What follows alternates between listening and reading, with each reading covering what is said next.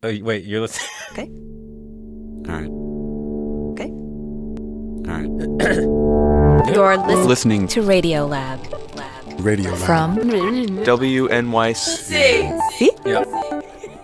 And NPR. Hey, I'm Jad Abumrad. I'm Robert Krulwich. This is RadioLab, and today we begin on a plane, Thank you, Brooke.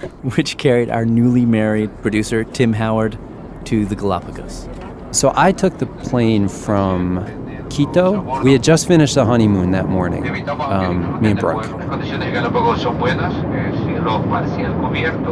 They make announcements, and at a certain point, the flight attendants, they open up all of the overhead bins and they walk up and down, spraying some sort of insecticide.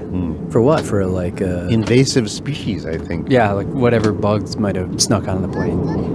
By this point, I'm getting super excited, and I'm thinking about Darwin, and I start reading Voyage of the Beagle, his book, on this Nook that I had bought for the trip.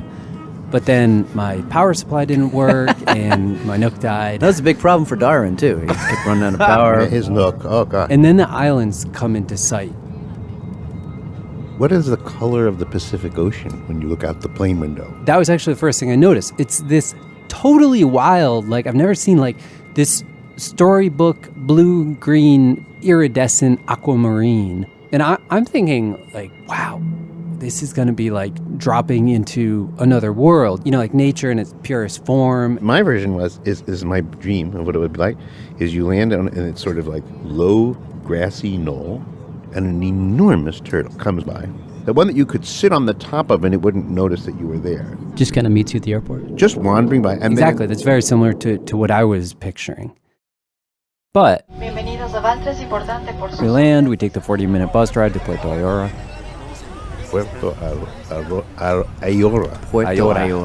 Ayora, which turns out to be kind of a big town. Tons of people live there. Tons, like a fishing village, tons? No, it's way bigger than a fishing village.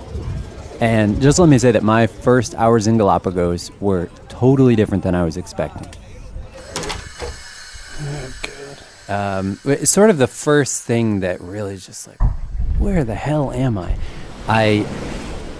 I'm walking through the town, it's kind of late. Sun is just starting to set. I'm actually walking down Charles Darwin Avenue. Just kind of getting the lay of the land, when all of a sudden,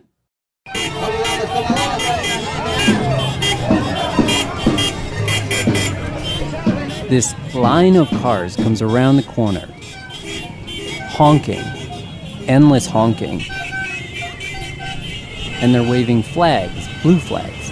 At first, I didn't know what the hell was happening, but it turns out it was an election rally. And I was just really blown away that this continued, this procession, for like 15 minutes. And I remember asking one guy, ¿Quién es su candidato? they're driving so slow, I can just walk up to them. ¿Cómo se llama el candidato? I asked the old car, I'm like, who's your candidate? And they're like, Leopoldo Buccelli. I didn't know who the guy was, but it turns out he was the incumbent. And I'm like, ¿Va a ganar? is he gonna win? And this guy, he like doesn't even say anything, he just kind of points. He like points at the cars in front and behind, as if like, dude, seriously? You see how many of us there are? But then at a certain point, I noticed this one guy by himself, standing on the sidewalk, wearing a white shirt and jeans. He's waving a flag, but his flag is a different color. It's white. And it's really loud, but I go up to him and I yell at him, who's your candidate? And he said, I am a candidate. And I'm like, what? Are you seriously? So his name is Leonidas. Leonidas Parrales, candidato a alcalde de aquí, Puerto Ayora, Isla Santa Cruz. He is a naturalist guide. You actually end up meeting a lot of people employed that way in Galapagos. And he tells me, Soy un outsider política. Politically speaking, he's an outsider. And of course, I'm wondering why he's standing there by himself waving a flag at this entire parade of people who don't support him at all. And he tells me, Si al momento well, I'm nervous. se eligen las autoridades que están al frente, If the party in power now, the front runners, if they get elected, veo un futuro oscuro e incierto. then I see a dark and uncertain future. grandes hoteles. more big hotels, Tenemos grandes barcos operando more of por these aquí. enormous boats, more people. Si las cosas siguen como está aquí, And como están if ahora things mismo, keep going this way, who's going to stand up for nature? This is RadioLab, and we are dedicating the entire hour to this little set of islands and to that question. As the world is filling up with more and more and more people, is it inevitable that even the most sacred, pristine places on the planet will eventually get swallowed up? And how far are we willing to go to return a place to what it was before we got there? And more importantly, can we? Oh, I'm never a doubter. Okay, so this is Linda. Linda Cayo, currently the science advisor for Galapagos Conservancy. I began my work in Galapagos in 1981. She first came to study tortoises. Back then, Galapagos was really isolated. Barely any cars, super limited electricity. All I remember is having a smile on my face all the time. Because, as a biologist, going to Galapagos is like going to Mecca. She says you have islands with massive volcanoes and forests. Tree ferns that grow, well above a human's height. Yeah, powerful colors, there's green mangroves, black lava flows, and pink flamingos. This is Matthias Espinosa. A naturalist guide in the Galapagos. And like Linda, he says that when he first got to the Galapagos in the 80s, he couldn't believe that the place was real. It was breathtaking. He visited an island called Fernandina, and the first thing that I saw was a lava flow that was moving.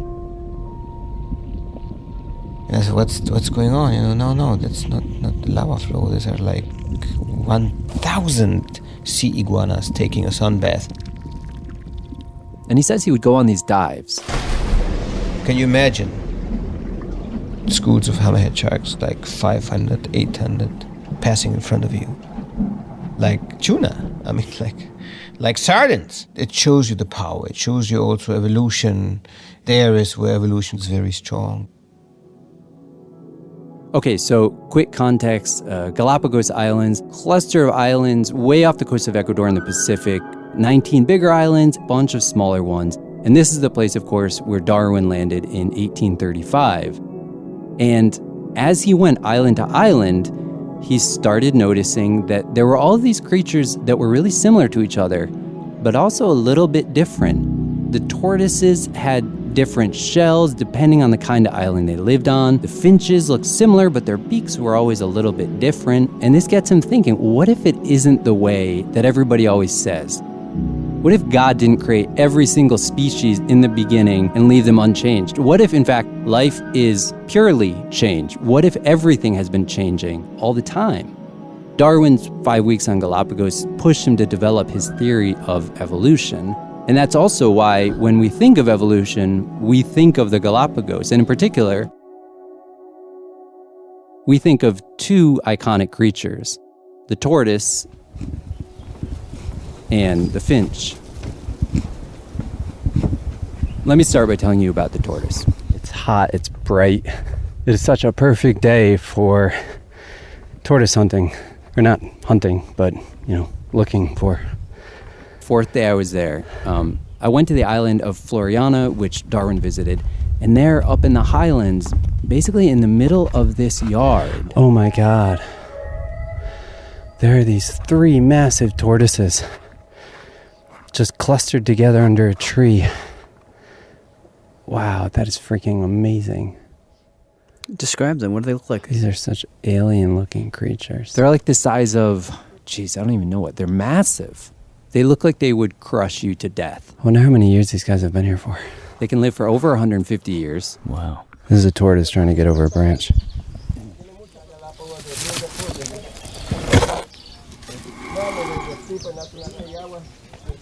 What was that? That is the sound of a tortoise breathing. That's cool. So Linda, when she first went to Galapagos to study these tortoises about 30 years ago, I did a trip where we backpacked around the caldera. She took a trip to this island called Isabella, hiked up the side of a volcano. And looked at all the tortoise country. And it was an impenetrable forest. basically tortoise heaven. And what makes it so perfect for tortoises is in the dry season in Galapagos, the garua, which is a very, very thick mist, comes onto the island. It rolls over this forest. And it catches in the branches of the trees. The water then drips down from the top of the trees down to the ground, creating what we call drip pools, which provides tortoises with water during the dry season, and they like to rest in water. And so there, under the trees, you have these ponds with dozens of tortoise domes just rising out of the water. So that was my first experience. It was a magical, magical area. And then I actually didn't get back there for maybe 15 years from when I was there the first time. And when I returned, that forest was 100% gone. The drip pools were just dry dust bowls. Wow. There was no shade. Tortoises were sitting out in the sun or crowded around the couple of stalks that were still there. This is Carl Campbell. I work for Island Conservation, and I'm based here in the Galapagos Islands. Carl's actually the guy who showed me those tortoises. It was just it was a barren landscape. Yeah, barren grounds. What happened to the forest? Goats. Goats. That was definitely not what I thought you were going to say. I thought you were going to say people. It was kind of a collaboration. So here's the story. Goats were originally sort of brought to the Galapagos probably by pirates and whalers. Back in the 1500s, you had tons of sailors making these long voyages across the Pacific. And Galapagos was the major port on the whaling route where you'd come and get fresh water, but you'd also come in and pick up tortoises, land tortoises. And boats would take away several hundred of them often and turn them upside down, and they can last for up to a year and a half in the hold of a ship. Like lying there upside down? Yeah, lying there upside down. In order to make space for the tortoises, the whalers and pirates would often take goats that they'd brought with them and throw them onto the islands. That way, when they're on their way back and sick of eating tortoises, they could grab those goats. So whalers and buccaneers, they introduced goats to Galapagos. But on islands like Isabella, which is this massive island, size of Rhode Island, the goats were actually penned in to just a little part of it because there was this black lava rock that ran across the island. Extremely rough lava that's extremely difficult to walk across. 12 miles of it. So that had acted as a barrier. Basically with goats on one side, tortoises on the other. But according to Linda, sometime in the late 1970s, the goats got brave. I mean, we're probably talking just a few goats, but by the 1990s, those few goats, the population had exploded to about 100,000 goats. Wow. And if you think of 100,000 goats eating everything in their path, every sort of plant, like even the bark off of trees, they destroy the forest. So now they had a dilemma. On the one hand, the tortoises needed help. On the other hand, you had all of these goats that didn't choose to be on the island. It wasn't their fault. And the goats that were out there were gorgeous. They had curled horns, different colored fur, just beautiful animals. And they've been there for 500 years. Some people were concerned, with goats have their own sort of, if you will, right to be there. Those arguments came up frequently. To which Carl would respond, are we going to let tortoises go extinct? There's thousands of islands around the world that have goats on them. These tortoises are only found here. So where do your values lie? And so in 1994, we had what we called a tortoise summit in England, and that was where we started the discussions about what are we going to do. Experts came from all over the world. Linda says, we want to get rid of the goats. And many of them thought we were nuts and that it was impossible. There's 100,000 of them. So many doubters. Carl says he even heard the idea. Why don't you put lions? They eat goats in Africa. Why don't you get lions on there? And those are, really interesting ideas. But at some point, they're going to get hungry and they're going to start eating all the other things that, you treasure, like the occasional tourist. In any case, after endless planning and meetings... Took 8 years, I think. They commence Project Isabella. So the helicopters we use, they're called MD-500s. Small helicopter, they're for 4 passengers and 1 pilot, single turbine, 5 blades. This is Fraser. Fraser Sutherland. I was the engineer, pilot and a sharpshooter, 2004 through to 2006. Almost every day during that time, Fraser would fly over Isabella Island. 2 guys with him. 2 shooters, either side of the helicopter. What you do is, so you come across and you're flying along and you might see 1 goat. Says you'd follow that goat as it ran away till it joined its friends. So you have to find all those other goats. Circle real low. You'd fly around them. Round them up. Try and get them in a single group. And then You start picking off the goats one by one by one. And there are actually videos online where you see these packs of goats running for their lives and then dropping to the ground. the last goat or 2 might sort of run into a area where it's impossible to reach. They'll actually go into caves, and what we'd do is we'd find a location as close as we could or right on top of the cave, drop out one of the 2 shooters that was in the helicopter, and he'd physically go into the cave, shoo the goats out, or shoot them on sight. And then you go on. And actually, in under a year through this aerial attack, they end up wiping out 90% of the goats on Isabella. But to give an example of the nature of this business... That's Josh Dunlin. He runs an NGO that was involved in Project Isabella. It's relatively easy to remove 90% of a goat population from an island. But as they become rare and rare, they're harder and harder to detect. The goats become, quote, educated. They learn that this sound means... So the goats start hiding. So they'll go into bushes, they won't move. They'll learn to stand under a tree, holding their breath. And so you end up flying around in an expensive helicopter, not finding any goats. Now the way we deal with that is an interesting one. We use this technique called Judas goats. Yeah, Judas goats. Initially, it was Carl's suggestion. Because goats are gregarious and like being in groups. They're herd animals, right? And so the technique that we would use was you would fire up your helicopter, you fly around, you'd find some goats. You'd capture goats. Capture them live. And then come back. Back to base camp. Offload them. And you put a radio collar on them, and you throw them back on the island. And then you wait. Instinctively. That lone goat will go and find other goats. A week, 2 weeks go by. You fire up the helicopter. They get back over the island with this little device. It's a directional antenna. Start tracking the Judas goat till they spot it with some other goats. And then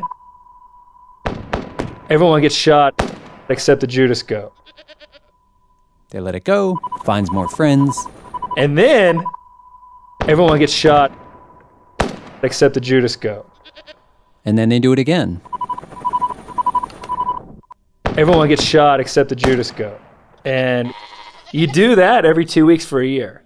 Oh my God. And that is how they go from 90% goat free to 91 to 92 to 93 to 94. It's like having a pogrom on you over and over and over again. Jesus. It gets worse. Now, a Judas goat is a good Judas goat until it gets pregnant. Because then it doesn't want to be social anymore. It goes off and has its kid and is very solitary, which is the last thing you want when you're trying to get goats off islands. So Carl kept mulling this problem. What would it take to basically make, the perfect Judas goat? The ideal Judas goat, if you will, is a goat that would search for and be searched for. And that would never get pregnant. So Carl Campbell figured out a technique where we could sterilize them in the field. They'd grab the goats, dart them, and then in a matter of minutes... Snip, snip. Did you do this?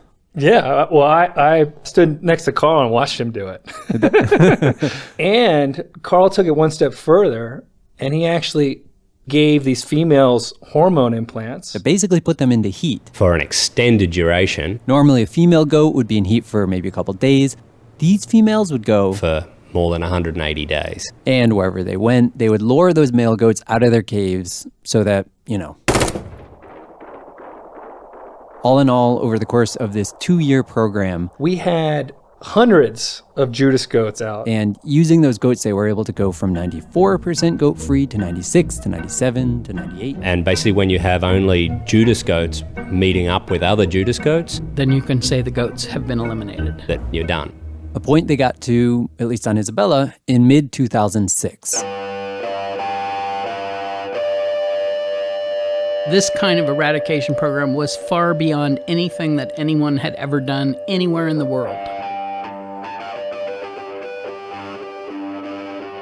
Because it turns out they weren't just doing this on Isabella Island. No, we're talking about island by island. Over the course of about 7 years, they eliminate over 250,000 goats.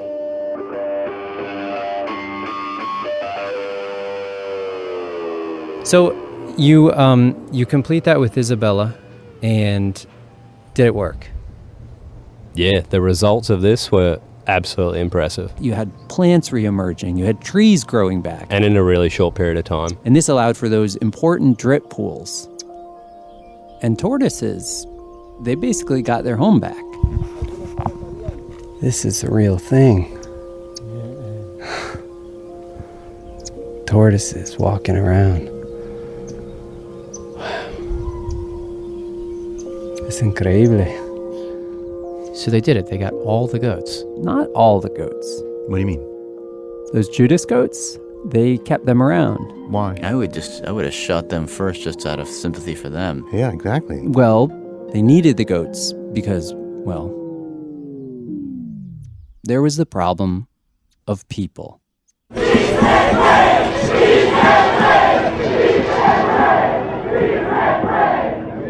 Because during the 90s, these demonstrations started to happen. Demonstrations of outrage and violent activity. Constant conflict. To explain. Lo que pasa es que la época de que esto de la pesca. This is Agustin Lopez, longtime fisherman, and he told me that in the 70s and 80s, La langosta se pescaba todo el año corrido. lobster was fished all year round. No había épocas de veda. No restrictions, and then fishermen started making a killing fishing sea cucumber because there was this huge demand. But then the national park comes in, same group that's doing the goat eradication. And they tell the fishermen they're overfishing the sea cucumber, they've got to limit their catch. And the fishermen are like, who are you to tell me that I can't feed my family? So they lash out. They march down Charles Darwin Avenue. They would come down the street throwing rocks and sticks and everything. And that's Paul Watson, founder of the Sea Shepherd Conservation Society. He was there counter-protesting, and he says that at one point they went after national park buildings. And they were attacking the ranger stations with Molotov cocktails. They blockaded roads. They literally drove the rangers out of the national park headquarters and took it over. On Isabella, they burned down a building. They kidnapped some people, including some of my crew. And they even killed dozens of tortoises, slitting their throats. According to some accounts, they even hung them from trees.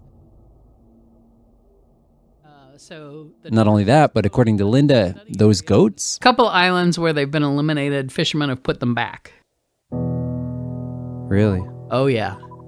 And so what they decided to do is leave the Judas goats on various islands where they can live out their sterilized days, chomping on grass, sharing war stories, until such time as they might be needed again.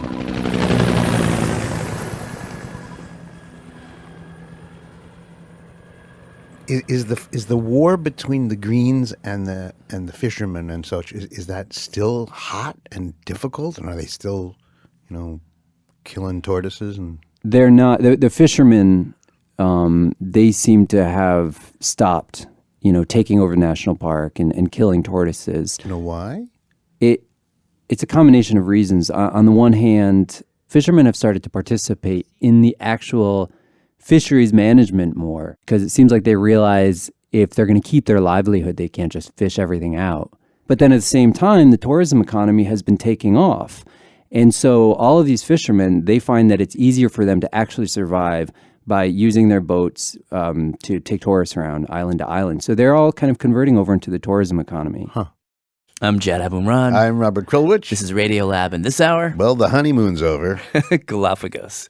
This is the place where Darwin began to develop his theory of evolution. And it's the place 170 years, or maybe 180 years later, where our producer, Tim Howard, landed wearing fishnets and a Bad Brains t-shirt to find a very different landscape than what Darwin saw. Now, we just told you a story about how far humans are willing to go to protect something. This next part, it's about how far we're willing to go to get something back that we've already lost, to sort of restore a place and a creature to its, quote, wild state.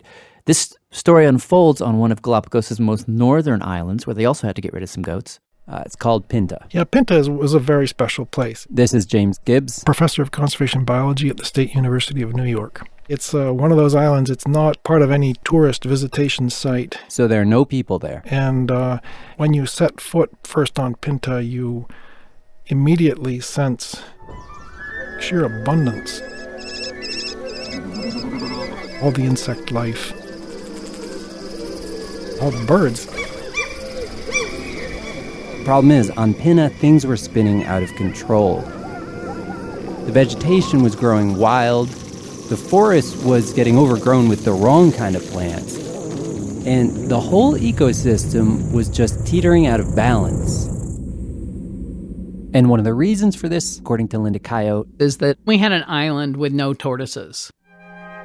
Because tortoises are sort of like the lawnmowers. You know, they plow down vegetation, disperse seeds. But for centuries, they'd been hunted by those whalers, and in about 1906, the Pinta tortoise went extinct. 1906? Yeah, a little over 100 years ago. They don't know the exact date. But then, one evening in March of 1972. Yes. This fellow. Peter C.H. Pritchard. He's a well-known tortoise researcher. He was on Santa Cruz Island having dinner with some friends. And we got into chatting about tortoises. And one of the people he's eating with says, hey, I was recently on Pinta Island collecting snails, and I saw this. Tortoise. And I thought, do you know what you have done? There have been no tortoises there for 100 years. He and some national park rangers race out to Pinta, and there it was. This beautiful tortoise. One male tortoise, maybe 50 years old, they weren't sure. They'd eventually name him... George. Lonesome George. But at the time, the immediate question was... Are there any more? Because if they could find a female for George, then they could, maybe de-extinct the species. So they poked around in the areas where we got the one, and I found a shell of a female. Hey. Dead animal. Oh. It wasn't how had this female tortoise died? Someone chopped it in half. No. You could see the marks where it was just chopped up. I felt violent. I wanted to borrow someone's gun and go and kill the person. Everyone held out hopes for just finding more tortoises back. James says they kept going back, combing the island. With highly trained tortoise-sniffing dogs. But in the end, there was just George. And that then shifted the focus on, now what do we do? We then went to Wolf Volcano. Island next door. And collected two females. Two females that sort of looked like George, but weren't quite the same species. And we put them with George to see if we could get him to breed. He never did. Wasn't interested. So they thought, maybe he needs a Pinta lady. So now, of course, there are no female tortoises on Pinta, but they thought, maybe a zoo somewhere or a private collection has one, because you really never know. So they called around, offered huge cash rewards. People sent in dozens of tortoises, but Linda took one look at them and was like, No. They weren't Pintas. So then they thought, we've got to take matters into our own hands. Basically, what you do is you sit at the back of the tortoise, and first you have to get to where they'll allow you to touch them. And eventually you start, fondling their their legs and tails and hoping to get them to ejaculate. And I had a volunteer working with me. Her name was Sveva Grigioni. She worked with him every other day or so for a few months and was never successful. We were really starting to get kind of desperate about options. And James says, in a way, it was a paradox because on the one hand, awesome, we have an actual living Pinta Island tortoise. But on the other hand, he might have actually been like the worst possible candidate for last of his kind. He seemed to really like to keep to himself. He never really liked other tortoises much. He didn't seem to like humans. And maybe that's why he survived. He wasn't curious. James says a lot of tortoises. They hear your footsteps, they raise their heads, they come out to see what's going on. And then they get whacked. Yeah. In any case, for about 40 years, scientists tried everything humanly possible to get Lonesome George to mate with another tortoise so they could resurrect the species and bring Pinta Island back to its original state. Nothing worked. Until one day in July of 2008, George turns to the two female tortoises that he had been ignoring for years, and he says, "Hello, beautiful. And beautiful." Inexplicably, he just suddenly decides to mate with both of them. They each lay eggs. 2 clutches were ultimately laid in his corral. And the scientists are like, George got our hopes up dramatically, but they ultimately were infertile. Mother. In the mid-'80s, they were having a meeting about this. That's conservationist Josh Dunlin again. A whole bunch of herpetologists were out there and some island conservationists, and they're talking about what to do with Pinta, and they can't get Lonesome George to reproduce, which they're hoping to do because then they could build a Pinta population and put it on Pinta. And he says that as the meeting wore on, it got tense. Oh, for sure. In fact, one guy I spoke with, Harry Green, I'm a professor of ecology and evolutionary biology at Cornell University, said that at this meeting, there was one guy who just couldn't take it. All I remember is him just fuming. He sat there getting more and more and more frustrated. And finally, he just blurted out, "Shoot that tortoise and quit wasting our time." Because in his view, this single individual was holding up this huge conservation opportunity. And of course, the shock was there was a wave went around the room when he said that. I recall seeing sort of a second wave as the Spanish translation passed around the room. And really what that guy was specifically saying was don't be precious. A tortoise is a tortoise is a tortoise. Let's just take some tortoises from a nearby island and put them back on Pinta. But there's a much bigger question here. That goes way beyond Galapagos. Which is basically like, what is the right way to protect nature now? People are right now throwing beers at each other around what is the right strategy. Josh says that there are basically 2 camps right now. On the one side, you've got this classic, like what you might call Eden approach. Conservation biology, its foundation is this idea of pristine wilderness. From the very beginning, I think all of us, well, I can't speak for other people, but you always have this idea of wanting to get it back to some kind of pre-human condition. Pre-human being the operative word. And if you think about it, we all have this. We all have this picture of what we want to bring it all back to. You know, it might be like the plains just covered with buffalo, or maybe the Serengeti desert with lions and elephants, or maybe it's 10,000 hammerhead sharks, but whatever the scene is, that just doesn't have any people. But is carrying that idea, those pictures in your head, even like useful anymore? It's like so cynical. No, but it just seems so unrealistic. Right? But I mean, in the bigger picture, you can make the argument that humans now affect every square meter of the earth. There's no place, no matter how remote we get. You can go to the North Pole. It's been affected by human activity. You can go, I don't know, the depths of the impenetrable jungle. It's been affected by human activity. That's Holly Doremus. She's an environmental law professor at the Berkeley School of Law in California. We're radically remaking the world. And the question is, what's our responsibility? And this brings us to our second school of thought, which in its most extreme version goes something like this. We're God, we might as well get good at it. And we're going to have to create these ecosystems based on our best science. And you could argue we're going to have to get a whole lot better at making some very, very difficult decisions. Climate change seems to mean that a lot of species are pretty much doomed. 30%, 40%, 50% of the species now on the planet in a few decades may be disappearing.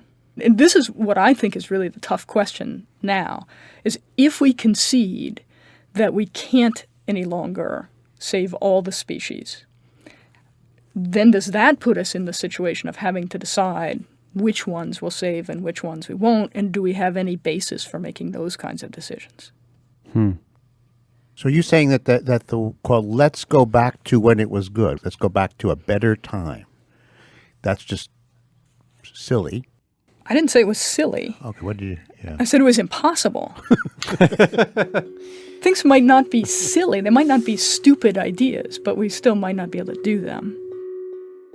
Okay, so here's a wood plaque that says, Lonesome George is the last survivor of the dynasty of land tortoises from Pinta Island. And in fact, in 2012, after decades of trying to get him to breed, Lonesome George dies. R.I.P. 24th of June, 2012. And the Pinta tortoise went extinct. So damn, case in point, I guess. No going back. Yeah, I mean, that's what I thought. But then I spoke with this woman. Hello? Hello, Gisela, do you hear me? Yes, I do. Who kind of scrambled everything up for me. Can I get you to introduce yourself? Yes. My name is Gisela Caccone. I am a senior research scientist at Yale University. And Gisela's come up with kind of a radical idea. I call it the Phoenix Project. Here's a backstory. In the mid-90s, we started in 94. Gisela and some folks from the Galapagos National Park, they began taking a census of all the tortoises in the Galapagos. Every population of tortoises on all the islands. They were going to do this big population study, so they went island by island, took a little bit of blood from all these different tortoises, did a genetic analysis, and opla, found something they never expected. A group of tortoises not on Pinta that had a lot of Pinta DNA. I remember very clearly that moment was very, very exciting. It's like, yes, look at this. Yeah. Wait, you're saying this Pinta DNA was on another island? Yeah. Not on Pinta? No. Well, how would that happen? We don't think it was natural. Gisela thinks it might have been the whalers. Either the whalers or the pirates. You know, because like we talked about in the 1800s, these whalers would come along, grab a bunch of tortoises, put them on the ship, and then they would hunt for whales. There she blows! And sometimes, when they were done and the ship was filled with whale products, there's no room down here. They'd throw a few extra tortoises overboard. Say a few from Pinta. Maybe those Pinta tortoises swam with the currents to that nearby island, set up a little expat community, and started breeding with the locals. That's our working hypothesis. Which brings us to her idea. You know, on average, 50% of your genome comes from your mom and 50% from your dad, but it's an average. So Gisela thought, just by chance, some of these tortoises are going to have a little bit more Pinta DNA from their Pinta ancestors than others. Yes. So what if we took those tortoises and bred them together? Select them for the next generation so you can give a push to this process. She says if we keep doing that, taking the babies with the most Pinta DNA, breeding them together, slowly, surely... in 4 generations, you could have 90% of the Pinta genome restored. Really? Yeah, but that's 4 generations of tortoises, not rats, which means at least 100 years. But in the meantime, the vegetation on Pinta is growing out of control. From an ecological point of view, Pinta can't wait. So in 2009, they come up with a stopgap. They take 39 tortoises raised in captivity and they use them as placeholders. They sterilize them and put them on Pinta. Really? What? And yeah. Wow, these are very purist sort of visions they've got. They sterilize 39 of them. So they're just basically the lawnmowers. They're not actually Exactly, and they put them on Pinta, and they're just chomping away right now. They're living out their lives really happily on Pinta, you know, until the originals are ready. Now, Linda says, in the end, you don't actually need to do the full aggressive 4-generation breeding thing. You can just take the best Pinta-ish tortoises you find and put those on Pinta. And, you know, over the next 200,000 years, they will evolve into a Pinta tortoise. And it could be a bit different than the past Pinta tortoise because evolution and mutation and all that doesn't occur the same. But eventually, nature's going to take over and they will evolve into pinta tortoises.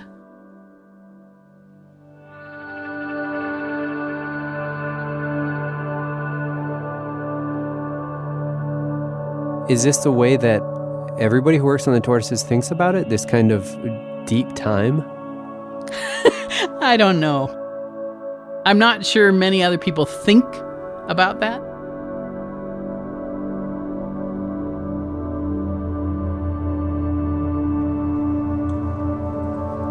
Just walked past a newspaper that says 72 hours left in the electoral campaign.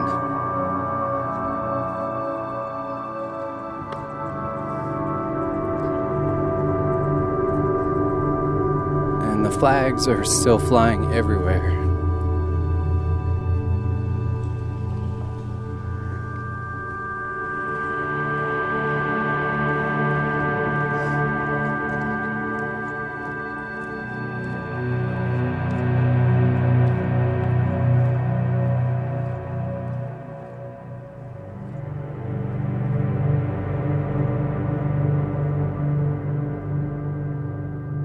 I'm Jan Abumrad. I'm Robert Krulwich. This is RadioLab. Today, a whole hour on the Galapagos Islands, the place that inspired Charles Darwin to create his theory of evolution, whose basic ingredients are lots of time, isolation, and then constant change. But Darwin didn't consider this possibility. What if, on these islands, thousands of tourists arrive every day carrying fruits and chocolates and souvenirs, jumping from island to island? Now, the Galapagos government spends millions of dollars checking all of the goods that come in and out, trying to quarantine the ones that might have things that are a problem. But what if simply putting your foot on the ground can completely transform a place? Hola, buenos días. Back to producer Tim Howard. So I met this woman named Heinke Jaeger, who is like a plant scientist. I'm the restoration ecologist at the Charles Darwin Foundation. Here we are in Los Gemelos. We were going to look at these incredible craters called Los Gemelos. Oh, I almost got hit by a car. And as we were walking along the path, see? She's like, oh wait, look at this. Right here. She points just to the right of the path. Look at this species here. Small leafy green thing. They call it llantén in Spanish. It's plantago. I think in the U.S. they call it the wrench of the white man? The wrench of the white man? It's actually the footprint of the white man. Doesn't matter. Point is, it's an introduced species. It's introduced. It's found in Europe, North Africa. Shouldn't be here. And you have this one here. She points right next to it. It's called Taliscanthia. Shrubby thing, green and white leaves. It has a terrible common name in English. I'm not going to say it. Wandering Jew. Basic houseplant. You can buy it at Home Depot. But there it is in the Galapagos. And along this path. Just looking to the right and the left. And then she just starts counting the number of invasive species at 1, 2, 3, 4. As you can see here, it's only right next to the trail, but not so much further. And you see that they're only there for this border of about 5 to 10 inches along the edge of that path. Why? Why would that be? Because Heinke said what happens is that tourists, they'll be back in their home country. They'll be walking around in a garden or a park, and it'll be filled with tiny seeds. The seeds stick to shoes and socks and trousers. They wear those trousers on the plane, and then they wear them when they come here. And then people walk and then just distribute or disperse the seeds along the trail. Wow. Now, most of these plants are actually probably harmless. And, you know, like you said, Galapagos National Park, they spend tons of money, tons of time trying to keep invasives out. But fact is, there's only so much you can do. And every once in a while, one of these hitchhikers slips under the radar and just wreaks havoc.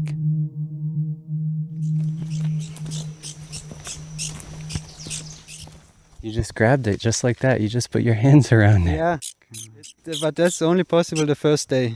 So while we were in the highlands of Santa Cruz, Heinke took me through the woods to meet this guy named Arno. My name is Arno Timmerdamm. He's an ornithologist. From the University of Vienna. And shortly after we walked up, he reached out into this tree and he grabbed this tiny little baby finch right off the branch. He's adorable. Oh my God, he looks a little bit furry, almost. Really tiny. Vulnerable. That is a fledgling of a warbler finch. So the warbler finch is the smallest of the Darwin's finches. You can see him pulsing kind of as he's breathing. So Darwin's finches.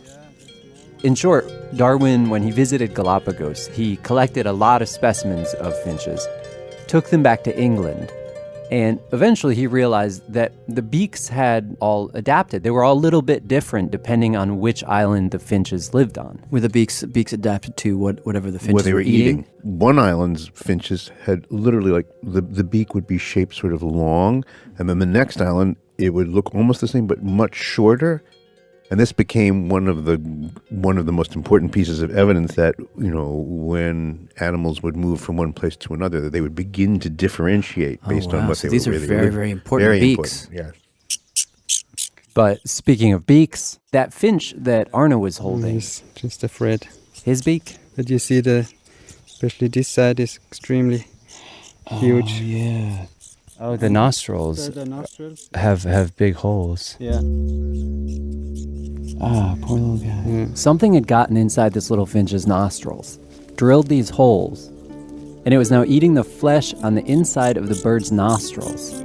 Scientists first began to see this in 1997 when they started to find nests full of dead baby finches. At first, nobody had any idea what kind of creature it was, so they began to frantically study it.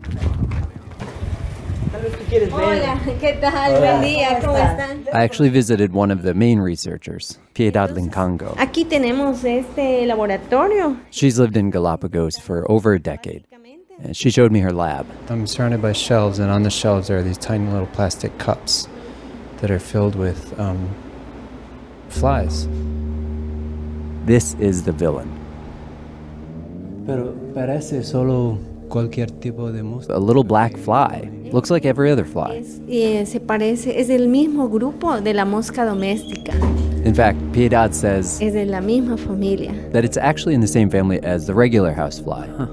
But it's actually a botfly called Philornis downsii. Could you just spell Philornis downsii? Yeah, it's Phil. I can't spell out loud.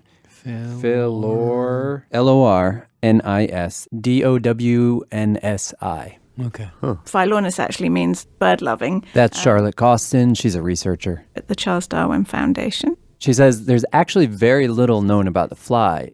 They're not sure where it came from or quite how it got here, but here's what they do know. The adult fly seems to be harmless. The adult fly is actually vegetarian. It feeds on flowers and, we think, decomposing fruits.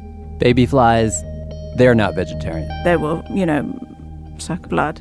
And what happens is that as soon as birds start laying eggs, Mother flies swoop in, and lay their eggs on the base of the nest. sort of underneath the finch eggs. Once the eggs hatch,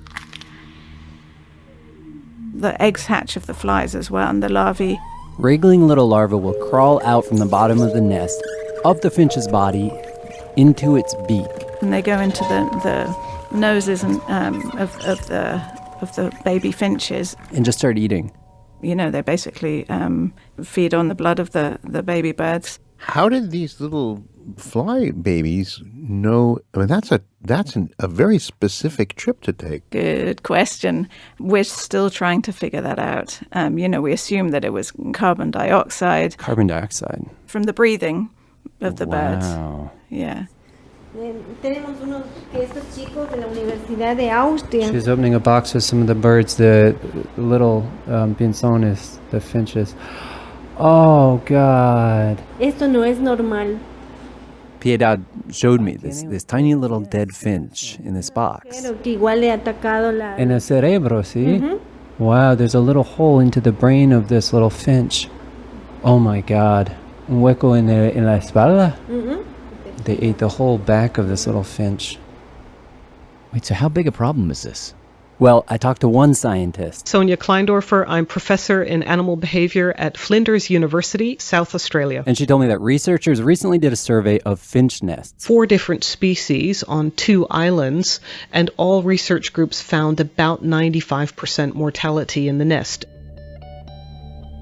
95% of the babies were dead? Yeah. And Arno told me that this year, small tree finches, so far we had only 2 nests with fledglings, and all the others were dead. Yeah. So it's a lot. Yeah. But even worse, So far, we found Phyllonis on 13 islands. the fly is spreading, island to island. Is there any time scale we should worry about? Like, are these finches disappearing very fast, very slowly? Depends on the species. We have at least 5 species that are known to be facing extinction, and another 6 in serious decline. These 5 species, does that mean that they may go extinct in the next 5 years, in the next 50 years? I hope not. But, we have the case of the mangrove finch. We have 60 to 80 individuals left. Wow. It's a race against time. So, for starters, they put up all these traps. Lo que tenemos aquí es una trampa. And they took me outside, they showed me where the traps are. A trap hanging from a tree here. And you see them actually all over Santa Cruz, these bright yellow traps hanging from trees. Tenemos una mosca. Filornis, una hembra. And this is to control the fly population? No, they would need like millions of traps every few feet to do that. This is just to grab a few flies, take them back to the lab, and study them so they can learn how to fight them. Charlotte and Piedad's fantasy is that the flies use a pheromone to attract the opposite sex. Sería fantástico. It would be lovely if we could find something like that. Because if they could find that chemical, that love chemical that the flies use to attract each other, they could disrupt it. Confuse the flies. And screw up their mating. Entonces, Another possibility is sterile insect technique. Sterilize male flies and introduce them back into the wild. So that the female mates with a sterile fly and obviously doesn't produce fertile eggs. If they can't make babies, the population will crash. And in some cases, you can successfully eradicate a species. This is very much like the mosquitoes Very much. that Andy talked about a couple podcasts ago. Right, but here's the problem. Ese es un sueño a largo plazo que tenemos. If they're gonna release sterilized male flies into the wild, they have to be able to raise Producción de miles, incluso de millones. millions of these flies in the lab. En este caso, una hembra que nació hoy día. And they're trying like crazy. She's showing me all of the larvae that hatched today. And Piedad showed me 4 baby flies that had just hatched. And they're in these little cups. Sí, 4 hoy día de este nido. But she told me that these 4 flies will probably die because they always die. Right now, we have huge problems trying to rear Phyllonis in captivity, which is ironic, given, how abundant it is in the wild. Se logró criar 3 individuos adultos. When I was there, Piedad told me that so far they had only successfully raised 3 adult flies. When you were saying they needed millions. Yeah. And meanwhile, the finch populations are just getting decimated. Charlotte says that they're trying to respond. Ornithologists have started to notice some new behaviors. For instance, adult birds picking the larvae out of the nostrils of the baby birds. And what we're starting to see is that they're beginning to consume them. You mean eat the fly larvae? Yeah, which 15 years ago they would never do. Back in the year 2000, Sonia and some colleagues tried feeding the finches some fly larvae. And if ever there were a look of disgust on a finch face, that was it. So I think there's been a change. They're also seeing baby finches climbing up over each other, just struggling to get away from the larvae on the bottom of the nest. And they'll even start standing on the nest rim just to avoid being eaten. But when I asked Charlotte what she makes of all of these changes, she said, I think probably too little, too late.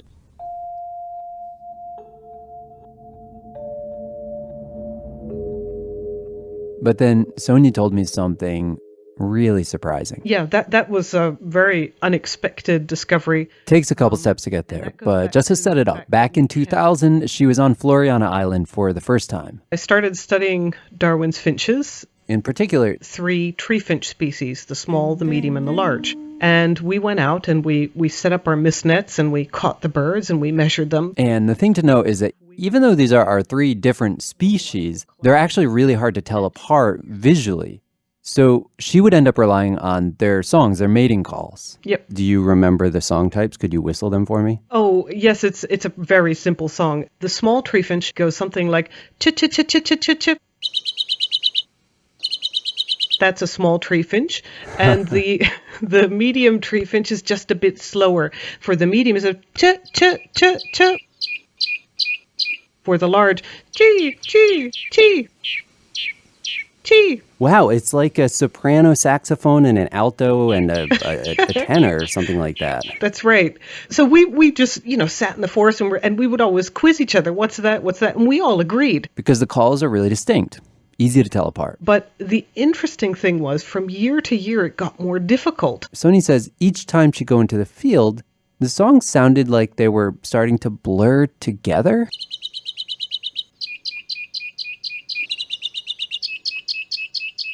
Then when I showed up after a few years again, I was truly even more perplexed. She thought, God, why can't I tell these finches apart? It was very confusing. Am I losing my touch? But that shouldn't really happen. You should actually get better with experience, yeah, not worse. And that's where I thought, oh, something's changed in the system.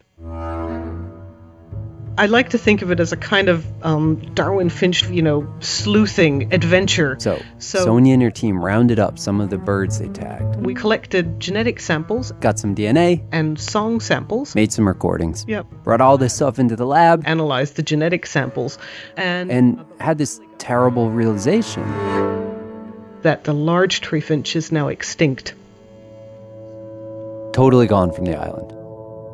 So you really only had two species left. You had the small tree finches and the medium tree finches. And based on that genetic data, the small tree finches, not doing great. But compared to the medium tree finches, they are, because the medium tree finches were on the brink of extinction.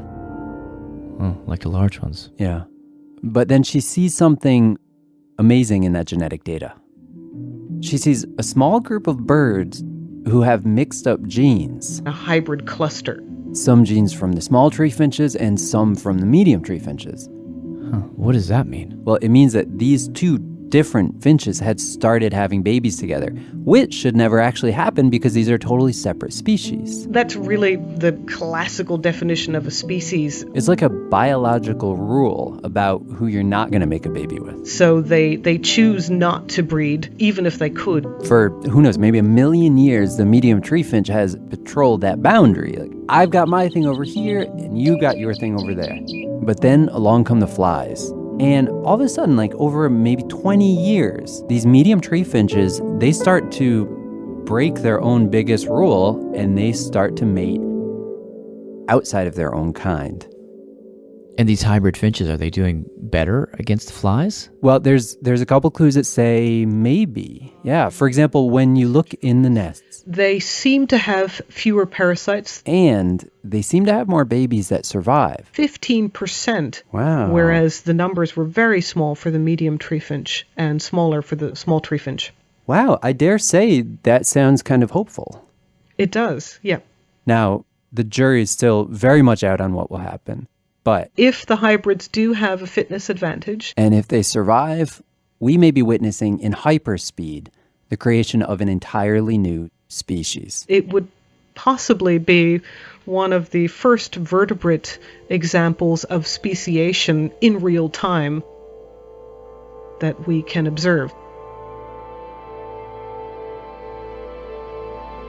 So, tucked into the story of these finches is the story of Galapagos. Same exact story that Darwin saw, these processes that he described, that just never, ever stop. It's this unending struggle.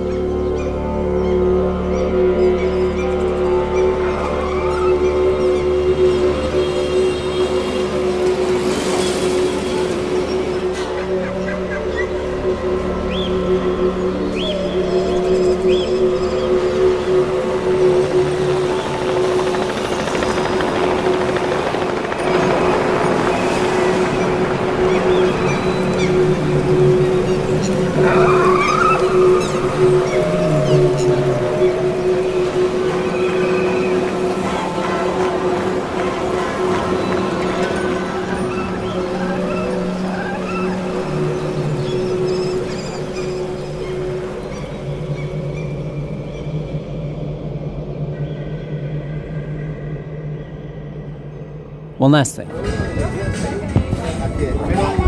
My last night there, I went to meet up with that guy, Leonidas, who was running for mayor. I met him at this pizza place. The election had happened the night before.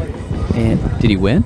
No, Buccelli, the incumbent, won. So we go outside, chat. Leonidas Parrales. My name is Leonidas Parrales. I was running as a mayor. Turns out he speaks some English. So we do this interview in English. And I'm almost embarrassed that I wanted to talk to him because I think the dude is just going to be so down and out.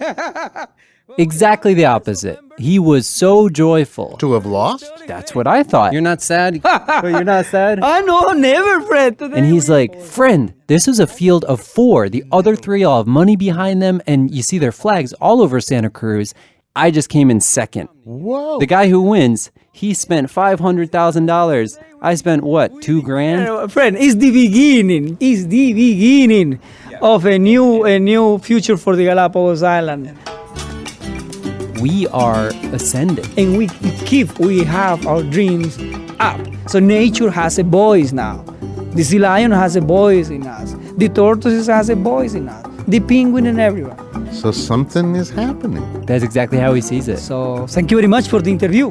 I hope you enjoyed the Galapagos Island. Como es el pico del pinzón. Es cuestión de lo que trague. Y si quiere encontrar mujer. Depende de lo que hable.